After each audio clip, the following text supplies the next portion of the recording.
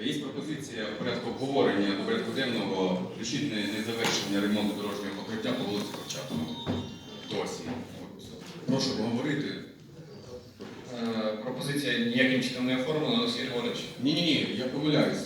Пропозиція була на вам, як керівнику комісії, направлена, належним чином оформлена і вчасно.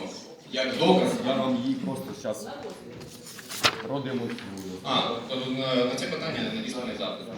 Олексій Григорович, не знаю, до вас, коли спитаю, трохи для заступника. У 2018 році проводився ремонт територіальною організацією дорожнього полотна по вулиці Курчатова. На даний момент вже пройшло більше, ніж півроку, ремонт не завершений, пішохідні доріжки не завершені, сама дорога в частині не завершена, люди погано не можуть нормально ходити, водії не можуть нормально їздити. У мене питання до вас.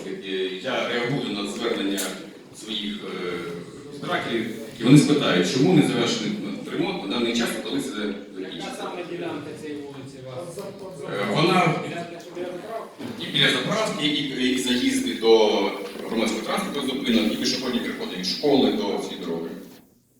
В рамках поточного ремонту ми плануємо завершити всі ці роботи, які у нас зараз оголошений тендер по поточному ремонту. Коли ми це все тендерну процедуру пройдемо, коли почнемо асфальтування в місті.